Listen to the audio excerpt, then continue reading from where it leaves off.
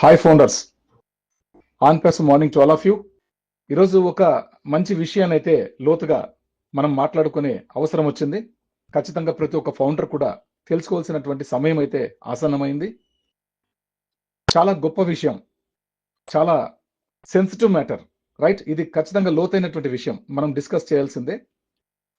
ముఖ్యంగా SEC case పరంగా మనం ఎవరు కూడా మాట్లాడుకోకూడదు. బట్ యాష్ ముఫారా గారు లాస్ట్ గ్లోబల్ అడ్రస్ నంబర్ 1 లో లైవ్ వెబినార్ లో మనకు వచ్చి ఆయన ఒక మంచి శుభవార్త అయితే మనకు చెప్పారు.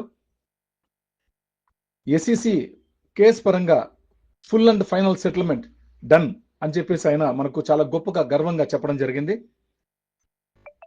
ఎస్ఈసి కేసు మొత్తం క్లియర్ చేసుకున్నాం, ఆమోదించబడింది, మనకి ఎటువంటి ఇబ్బంది లేదని కూడా యాష్ గారు మనకు చాలా క్లియర్ గా చెప్పడం జరిగింది.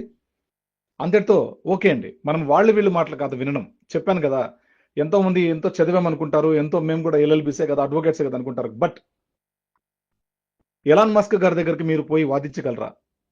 వాళ్ళ కంపెనీ తరపున మీరు వాదించగలరా? గూగుల్ కంపెనీ తరపున మీరు వాదించగలరా? ఆలోచించేయండి.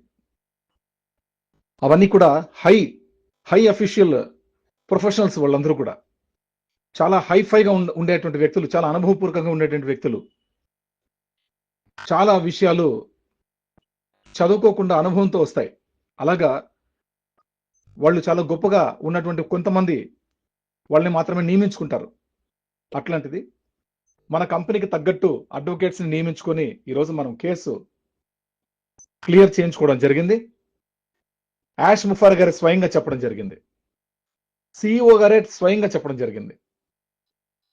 రైట్, ఇది ఒక పాయింట్. అయితే చాలా మందికి ఉన్నటువంటి సందేహం అంటే, వాళ్ళు రోజు వచ్చే ప్రతి ఒక్క కంటెంట్ ని వాళ్ళు వింటున్నారో లేదో నాకైతే తెలీదు.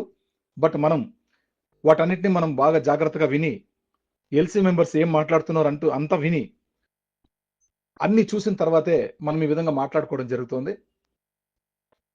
కేస్ కంప్లీట్ అయింది కదా, మన ఆన్ ప్యాసివ్ బ్రాండింగ్ తోనే రావడానికి ఏమి అడ్డం అని చెప్పేసి కొంతమంది వేస్తున్న ప్రశ్న. వాళ్ళకి నా సమాధానం ఒకటే, మన ఆన్ ప్యాసివ్ బ్రాండింగ్ పట్ల దాదాపుగా ఈ 8 years లో చాలా లొసుగులు జరిగాయని, కేసు కూడా మన మీద కేసులు ఉన్నాయని చెప్పేసి, దాదాపుగా ఒక 22 కేసులు 23 కేసులు ఉన్నాయని చెప్పేసి బ్యాడ్ ప్రొపగాండాని కొంతమంది ఈడియట్స్ బయట దాన్ని ప్రచారం చేశారు. అంతే, వాళ్ళని మనం ఈడియట్స్ అనొచ్చు, తర్వాత స్టూపిడ్ అని కూడా అనొచ్చు. కొంతమంది స్టూపిడ్స్ బయట ప్రచారం చేశారు బ్యాడ్ ప్రొపగాండా. రాదు, ఇంకెప్పటికీ రాదు అని కొంతమంది, కేసులు అయిపోయే కంపెనీ ఎత్తిపోయిందని ఇంకొంతమంది, బోర్డు తిప్పేసిన ఆన్ ప్యాసివ్ అని చెప్పి ఇంకొంతమంది, ఇలాగా వాళ్ళకి ఎట్ట పడితే అట్లాగా చేసేశారనమాట. గబ్బు పట్టించారు, బ్రాండింగ్ ని గబ్బు పట్టించారు. యాష్ ముఫారా గారి dream project on passive technologies అనేది, ఆన్ ప్యాసివ్ ఏఐ డ్రివెన్ అనేది యాష్ ముఫారా గారి డ్రీమ్ ప్రాజెక్ట్. దాని మీద ఇప్పుడు మచ్చ పడింది. మనం ఎంత క్లీన్ చేసుకున్నా ఆ మచ్చ పడింది. కానీ యాష్ ముఫారా గారు బయట తీసుకురావడం కోసం, కేసులు ఉన్నా సరే ఆ కేసు గెలుస్తామనే ధీమా ఉన్నటువంటి వ్యక్తి. ఎందుకంటే ఎవరెవరు తప్పులు చేశారో అతనికి బాగా తెలుసు. ఆ తప్పులన్నింటినీ కూడా నేను నియమించడం వల్లే, వాళ్ళని అధికారంలోకి నియమించడం వల్లే వాళ్ళు చేశారు, ఇది అందుకు బాధ్యత నాదే అని చెప్పి ఆయన ఒప్పుకున్నారు. కాబట్టే 2 సంవత్సరాలు 3 సంవత్సరాల తర్వాత క్లియర్ అవ్వాల్సినటువంటి కేసుని ఆయన అలాగే నిలబడి స్టాండర్డ్ గా డబ్బు ఖర్చు పెట్టుకుంటూ వాయిదాలకు వెళ్తూ కేసుని అలాగే కంటిన్యూ చేస్తూ ఉంటే ఒక 2 to 3 years వరకు పట్టేది మనం కేసు గెలవడానికి వాదోపవాదాలతోటి. కానీ యాష్ ముఫారా గారు ఒక అడుగు వెనక్కి వేసి, ఎస్, నేను నియమించడం వల్లే వాళ్ళు ఆ లోపల తప్పిదాలు చేశారు, దానికి కారణం, దానికి బాధ్యత నేనే అని చెప్పేసి అంగీకరించడంతో కేసు క్లియర్ అయింది, పెనాల్టీతో క్లియర్ అయింది. కాబట్టి మనం 2 సంవత్సరాలు 3 సంవత్సరాల తర్వాత వరకు వెయిట్ చేసే అంత ఆలస్యం అయ్యేటువంటిది మనకు August 5th మనకు డెసిషన్ రావడం మనం చాలా గర్వించదగ్గ విషయం. యాష్ గారు ఇప్పటికే మనకు చేసుకోవడం చాలా గొప్ప విషయం. సెప్టెంబర్ 5th 2025 సెప్టెంబర్ 5వ తేదీ ఉన్నటువంటి కేసుని మనకు ప్రీపోన్డ్ గా చేసుకున్నారు. అప్పటి వరకు కూడా మనకి ప్రపోజల్ ఉండింది, బట్ August 5th ప్రీపోన్డ్ చేసుకున్నారు. ఇది కూడా మనతోటి ఫౌండర్ ఒక మంచి వ్యక్తి అండి, మంచి వ్యక్తి. Is a gentleman. అతను చెప్పిన విషయాలు జరిగాయి, సక్సెస్ఫుల్ గా జరిగాయి. రైట్, అంత గొప్పగా చెప్పడం జరిగింది. ఆయన ముందుగానే అడ్వాన్స్ గా అతను నాకు ఇన్ఫర్మేషన్ ఇవ్వడం జరిగింది. దాన్ని మీరు అందరితో పంచుకుంటున్నాను. అతనికి రియల్లీ థ్యాంక్స్. అటువంటిది August 7th అన్ని కూడా క్లియర్ చేసుకుని మనం బయటికి రావడం జరిగింది. కాబట్టి ఇట్లాంటి విషయాలన్నీ సంఘటనలు జరిగాయి. ఇవన్నీ కూడా మనకి సక్సెస్ అని చెప్పేసి యాష్ గారు ఎప్పుడు చెప్పారు. మనకి ఇంకెటువంటి ఇబ్బంది లేదు, మనం ముందుకు వెళ్తున్నామని. బట్ మన బ్రాండింగ్ ని తీసుకురాకపోవడానికి కారణం ఏంటి? యాష్ గారు ఎందుకు మన బ్రాండింగ్ ని తీసుకురాలేకపోతున్నారు? ఇది ప్రతి ఒక్క ఫౌండర్ మధ్యలో ఉన్నటువంటి ప్రశ్న. ఆ ప్రశ్నకు సమాధానం, మన బ్రాండింగ్ స్వచ్ఛమైనటువంటిగా 2018 సంవత్సరం నుంచి 2022 దాకా రాగలిగింది. 2022 సంవత్సరం మనం సాఫ్ట్ లాంచ్ November 20, 2022 అప్పుడు జరిగినప్పుడు దాన్ని కొంతమంది నమ్మక ద్రోహులు భ్రష్టు పట్టించడం వల్ల ఆయన అనుకున్న ఆశయాలు, ఆయన అనుకున్న టార్గెట్లు, కాంట్రాక్ట్లు అన్ని కూడా వాళ్ళు నిర్వీర్యం చేయడం వల్ల మనం కొద్దిగా వెనకబడడం జరిగింది. 2022 నవంబర్లో జరిగింది. 2023 ఆగస్టు 11వ తేదీ మన మీద కేసు అప్పీల్ చేశారు. ఏసీసీలో కేసు పుట్టప్ చేశారు. ఇది విషయం. ఈ మధ్య కాలంలో జరిగినటువంటి విషయాలన్నీ కూడా యాష్ ముఫార్ గారు చాలా చాకచక్యంగా ఎవరెవరు దీని వెనకలు ఉన్నారు, ఏం చేస్తున్నారని చెప్పేసి ఆయన లోతుగా చూసిన తర్వాత 2023 జూన్లోనే ఆయన మన కంపెనీని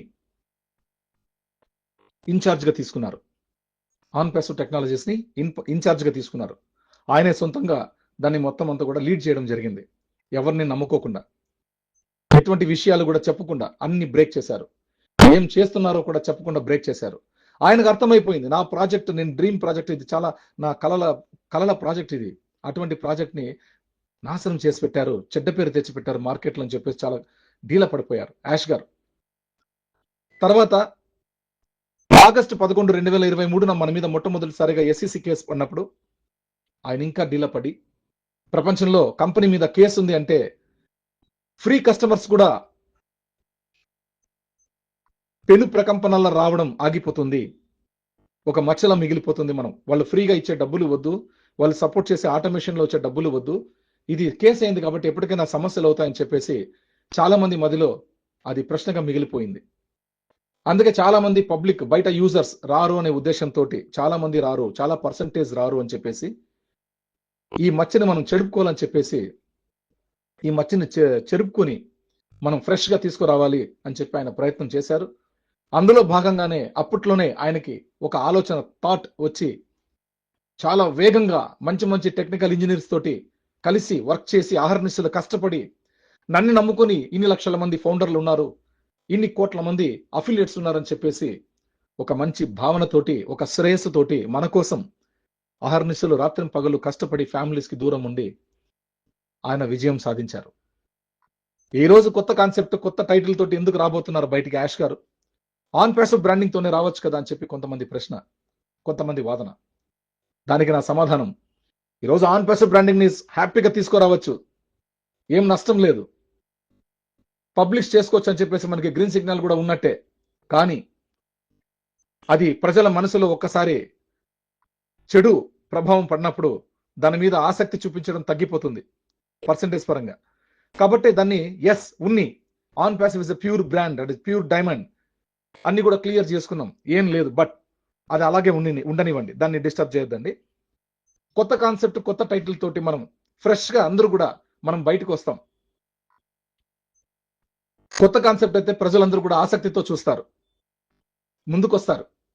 కాబట్టి కొత్త కాన్సెప్ట్ తోటి, కొత్త ప్లాన్ తోటి, కొత్త పేమెంట్ స్ట్రక్చర్ తోటి, కొత్త టూల్స్ తోటి ఇవాళ మన ముందుకు రాబోతున్నారు, కొత్త బ్రాండింగ్ తోటి.